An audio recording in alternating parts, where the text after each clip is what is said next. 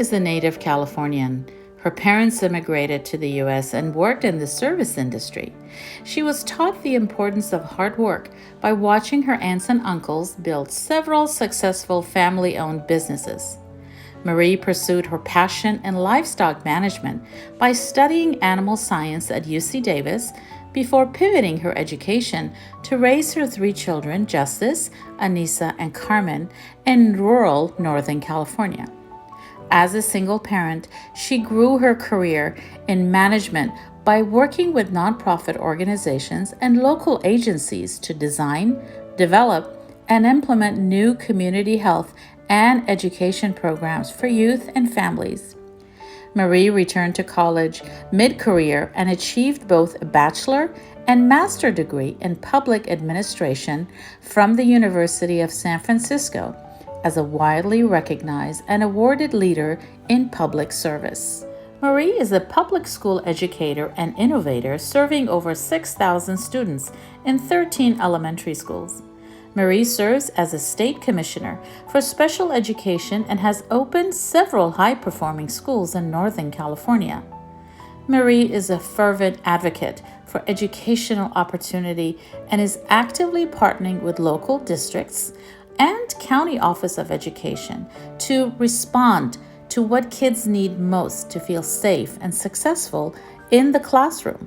Throughout her career in schools and healthcare organizations, Marie has impacted the lives of thousands of victims of violent crimes, people with disabilities, the mentally ill, the uninsured, and working class individuals. She has been a working partner and ally to law enforcement, probation, county public health, and large hospitals systems up and down the state. In Sacramento, Marie has been a fervent advocate for common sense public policy. Marie lives in Amador County, surrounded by the serene beauty of the Sierra foothills and rolling hills of vineyards and cattle ranches.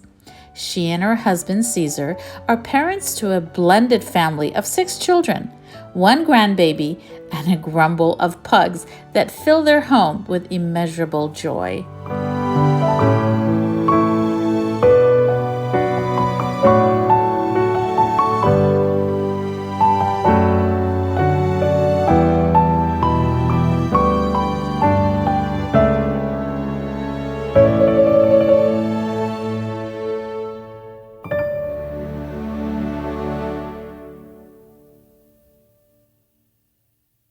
Welcome to the Modern Assyrian on AGN. My name is Carmen Morad. Thank you for joining me today. My special guest today is Marie Alvarado-Gil, candidate for the California 4th Senate District. Welcome to the program. Thank you, Carmen. I'm glad to be here. I've been looking forward to the opportunity to meet you and to talk with your audience. I really want to take this time to thank you for making time to be here today, Marie. I know you're campaigning, you're very busy.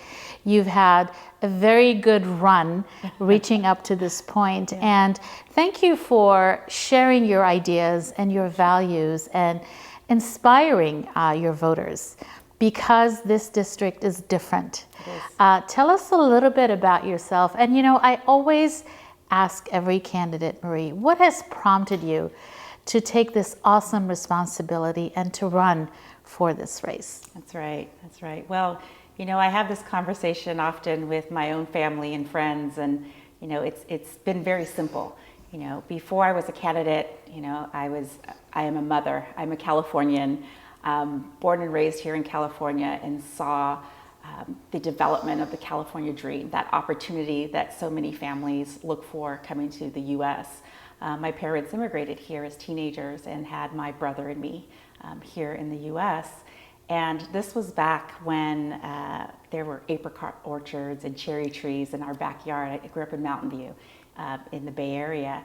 And it's just not the same California that I remember. And so for me, I raised 3 kids here, and my husband and I now have 6 between us, all between ages 18 and 26. And unfortunately, not a single one can afford to live in California. Some are in college. They all live with either parents or in-laws, not all with us. But I I know that there's so many young people that have a commitment to their own families, to their community, and the California that we have today is obstructive of that California dream.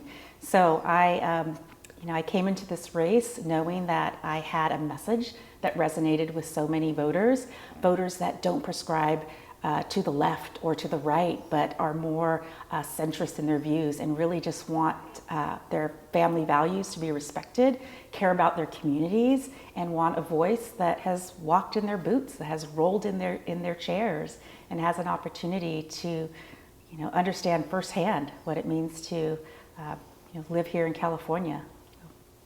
Thank you for sharing that very candid and open background with us. Marie, the premise of this program for a few years now has been civic engagement. Right. We want to make sure that our viewers and everyone in this county, and of course the entire district, gets to know their candidate a little bit better.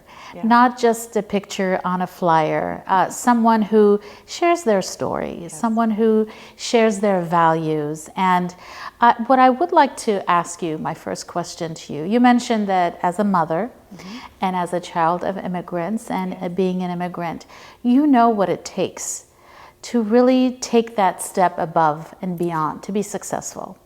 As a mother, as someone who's an advocate for education, I'm sure a lot of parents, whether you're a mom or not, but as a parent, you will know what it means to be an advocate for your child's needs and for their education. And to be able, as a state commissioner for what you have achieved, share with us how your passion for education and for your kids have led you to navigate through the system to make that voice heard. Yeah, this is really to the core of who I am, and a story that I've shared recently, but I've always looked at it as perhaps like an anchor in my life until I've really embraced it and been able to say, no, this is what has built my values. This is who I am. So my parents were very young when they immigrated here, and as you can imagine, they did not have much family here. They didn't know the language. It was very difficult for them to navigate. And so I actually entered the foster care system when I was about 10 years old. And so you can imagine, as a young child coming from immigrant families from a broken home, there were so many paths that I could have taken. I mean, recruitments for gangs or drugs or violence, even sex trafficking, that was the path that I was led down. But my life was transformed, and it was transformed because my grandmother, my abuelita, living in Mexico, said, no, this is family, and she actually called for me. So I went from a group home to go live with my abuelita in Mexico, and I had the other experience of coming into another community without knowing the language, but knowing that I had a family that loved me and that cared for me. Now, my grandma, her name was also Carmen, by the way, she really transformed my life in a big way, because through her actions, what I was able to see is just that ability to lead as a woman. And she didn't have much education. She ran the one tortilla factory in the town in Magdalena, Jalisco. And I saw her every day as an entrepreneur with her staff, making the tortillas, making the masa that fed the town. And the townspeople coming and just like having that connection with my grandmother through food, through agriculture. And so as a young woman, I knew that I wanted to go to school. I knew that education for me would disrupt that cycle of poverty that I grew up in, disrupt that cycle of domestic violence and alcoholism and drug addiction that was so prevalent in the community that I grew up in. So I came back to the US to finish high school and to go on to college. And so I had originally said, I'm going to run my own farm. I'm going to be a livestock cattle manager. Yes. And I applied for one school, which was UC Davis, and I got in. And I was just focused on doing well, and learned all I can learn about animal science, and very proud of that. But it wasn't until I took a part-time job in the summer of my college years for the city of Vacaville. And it was an assignment for just a few months to take a community development block grant and transform a community center for young kids. And I'll tell you, Carmen, the day I walked into that community center, I saw kids that looked like me, kids that spoke the language of my abuelita. and I saw their parents that reminded me of my parents. But this was 20 years later, and the same cycle of poverty and domestic violence was so prevalent. And that's what really led me in this other direction. So fast forward to now, I raised my 3 kids as a single mom. The Lord blessed me with 2 kids that had special needs, and I understood that parents had a value that I didn't see as a natural instinct here in the U.S., but I did in my experience with my abuelita, with my grandmother.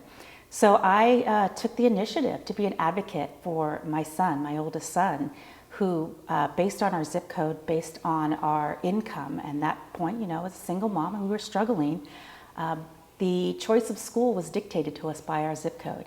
And for me, that wasn't enough. So I got another job and was able to put him in private school. But what that meant was I was working 2 jobs to provide education opportunities for my son, which took me out of the household. So you can imagine that has a big impact on the family. So for me, this is personal.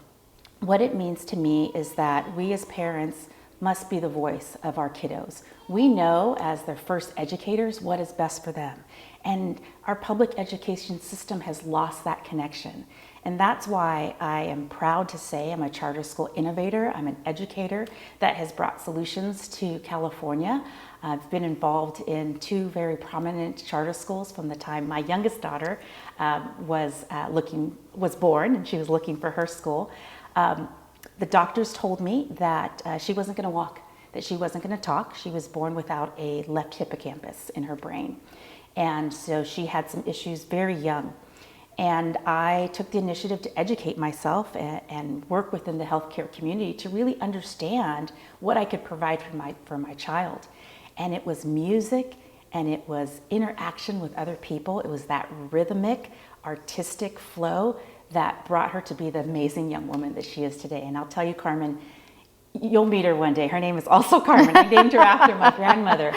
But she is one of the most loveliest individuals, and she's beautiful. She walks, she talks, she's articulate, and she just graduated from the Contra Costa School of Performing Arts, a school that I sit as the chairperson on our school board. And so this is, for me, is inspiring, and not just for me, but this story resonates with so many of our voters, with so many of our women, with so many of our families. And I support single men as well, single dads, but I understand that women are what keep our families and our communities together, and there's such a strength there. And so I come forward as a humble candidate with these life experiences, this opportunity to be able to say I'm the first woman in my family to achieve a master's degree in higher education, being one of the oldest of 27 grandkids of my grandmother Carmen. I've seen now my cousins being able to achieve their dreams and have just amazing lives. So I'm humbled by the opportunity to say I'm a first-year immigrant, or first-generation immigrant, and to know that my parents sacrificed. And that's the story that resonates a lot in the Central Valley. Senate District 4, as you know, encompasses 13 counties, 13 very diverse counties. But when it comes down to it, family values and community connections is what makes us rich in diversity. It's what makes us wealthy in knowledge, and it's what's ultimately going to take us across the finish line in November in this election, because it's a transformative election year, Carmen. This is one of those races that everybody is watching. Everybody. Marie, you are such an inspiration. Thank you. Your story, and thank you for sharing that story, because I do believe anyone watching you and listening to your resiliency, you are a fighter. And you have those values that not only for yourself, but your family. That's right. And the fact that you appreciate the sacrifices that others have made for you. That's what makes you resilient. And to have resiliency such as yours, that in your beautiful story that you shared, it shows that you have all of those values that you will take with you when you're fighting for everyone else in the Senate, in this district. And you said 13 counties in this district. That means diversity. That means different issues of different priorities in different counties. Share with me the top 3 things and issues that you think are important to the voters in this very large district? Right. This is a very large district, and I believe diversity is one of the greatest things about our Senate district. It is a new Senate district. Senate District 4 was reestablished through the 2020 census and now includes a portion of the Central Valley, all of Stanislaus County. But in addition to that, we have the whole eastern backbone of California, south of Truckee, down to the eastern Sequoias into Inyo, Death Valley. So as you can imagine, a lot of different priorities. So I see myself as this. First and foremost, I have to be representative of the voice. I have my values that I bring forward, I have my own ideas, and I certainly have my own experience. But that's not enough to be a senator for State Senate District 4. We have to be able to connect with the voters. We have to be able to be invited into living rooms just like this and having conversations and to get to know what is important to you, not only as an individual, but as a community member. And for me, that is what's valuable. So one of the tenets of the charter schools that I've helped to open has been the connection between educator and parent. Home visits are expected. It's expected that every teacher knock on the door and come into the living room of every child that they're going to teach. Isn't that amazing? The fact that they build relationships. And we're not going to talk about academics. We're talking about just get to know one another. What's important to you? Where do you come from? What challenges do you face? And it gives us that ability to form partnerships. So when I look at Senate District 4 and the diversity in our district, I think about coalition building, partnerships, but not just partnerships, collaboration that brings us into action. One of the things that I know is as a state senator, I'm going to need to work with 6 different assembly members. We have to have support in both houses in order to not only move policy, but to protect from overregulation at the state. I come forward as a candidate not only that's pragmatic, that has more common sense around policy and issues that are important to us as Californians, but I also understand that I'm not always going to get my way. I'm not always going to walk away from the table being 100% satisfied. But what I will be able to do is bring a fervent voice that is rooted in values and is rooted in the representation of our district. Because ultimately, our district has different values depending on where you go, whether you're in the Sierra Nevada, in the Central Valley, or down into more of our southern eastern region. So for me, I take this responsibility very personally because it's my responsibility to come and get to know my voters, not the other way around. And the way that I know I can accomplish it is by respecting the local control model, building deep relationships with elected officials, the mayor, city council members, county supervisors, local sheriffs, who know on the ground what is important to them. So really the priorities for me is one, unifying our Senate district around what matters. People, love, and life, right? And when I say life, it's everything, water, food, and our air, right? But coming together, because there's enough divisive politics. I mean, we can see on the national stage that many people have just disengaged from politics altogether because there's so much fighting, there's so much bickering, and people are just not getting things done. Well, I'll tell you, when we come to the table and we listen before we lead, it changes the dynamic. And that's what I've been successful in doing as a coalition builder for the last 25 years. That's what I've been successful in doing in my community. And that's what I'm going to be bringing forward to California in this Senate seat. So I know you want like a bullet 1, 2, 3, but it's very complicated. It's very complex. So I've got our farmers that I'm working very closely with. As you know, ag is very personal for me. My stepdad, or who I call my bonus dad, who raised me, who didn't have to, but he stayed in my life since I've been 4 years old, is a farmer up north in Siskiyou County, and he farms hay.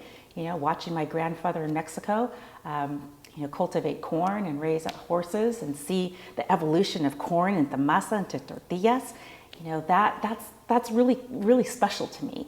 So, water is going to be one of those things that we're going to have to really, really be strategic about, because what's needed in the north part of Senate District 4 is not the same for Central Valley. That's right. So we have to bring forward those issues in a very focused and strategic way. And so sometimes, Carmen, that means saying no. That means saying no to our party.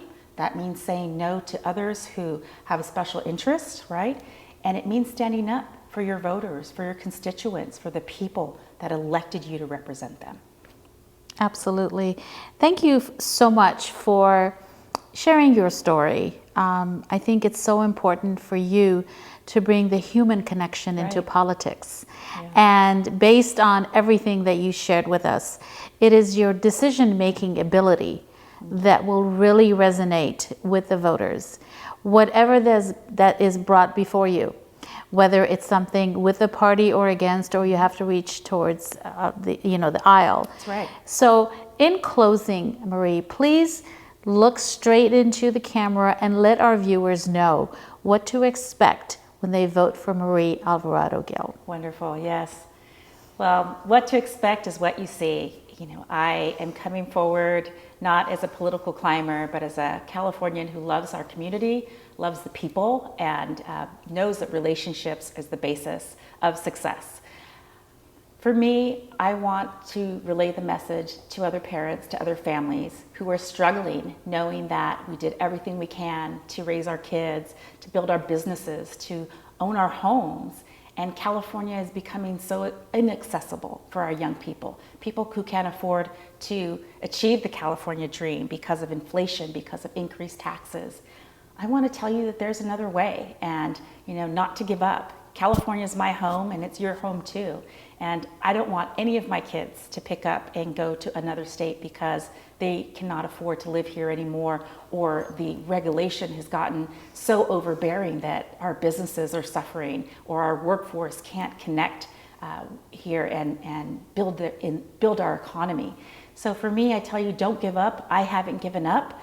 Get involved in your local politics. Get involved in your civic organizations. Vote, because that is your voice. That is your ability to say, yes, I agree with this. Yes, I want this person to represent me, or no, this is not what's right for my community. So I really appreciate you taking the opportunity to get to know me. Thank you, Carmen, for inviting me here to your home and being able to learn from you as well. And I look forward to getting feedback from all of you. That's how I grow. That's how we get better. Please feel free to send a message to my Facebook or through our website, Vote Alvarado-Gil, and I will personally reach back out to you, because again, it's that connection that brings us together as a community that I very much believe in. So thank you, Carmen. Thank you so much. Thank you. The pleasure is ours. Thank you for taking time out of your busy campaign to stop by and have this conversation with the Assyrian Global Network and all of our friends and neighbors here in Stanislaus County and abroad. The other 12 neighboring counties, I want to say. Again, thank you for sharing your ideas, your values. And I want to remind our viewers, please vote and make sure for the November 8th election coming up, you are registered to vote. With the redistricting, check the status of your registration. If you have moved, if you have changed your name, there are voting or vote centers, I want to say. They've changed the names from poll stations to vote centers. Please contact your local voter registrar office and be an active, informed voter. Thank you again for being here, Marie. Thank you. Thank you. Can we add a little section? This election's going to be different for many Californians. We now have, everyone has a mail-in ballot. So ballots are going to hit our kitchen tables, our mailboxes by October 10th. And so now voters are going to have up to a month to hold on to that ballot. And so I'm hopeful that your viewers can also see that not only do they have time to be informed voters, to ask questions about who's going to represent them, but that importance of signing that ballot, filling it in before the deadline. So this is a great way for us to increase voter participation, because now we have access right in our living rooms. Yes, we do. And individuals who receive their ballots by October, early October, as you said, they also have the option of taking it to the vote center and vote in person. So any way you choose to vote, you can do that. We just want to make sure that all of our viewers and voters in each county Don't miss the deadline and make sure. But even if they do, they can still vote. There is absolutely no reason that someone cannot vote. And again, thank you for being here. Thank you for sharing your ideas with our viewers. This concludes my conversation with Marie Alvarado-Gil, candidate for the California 4th Senate District. I'll see you on the next Modern Assyrian.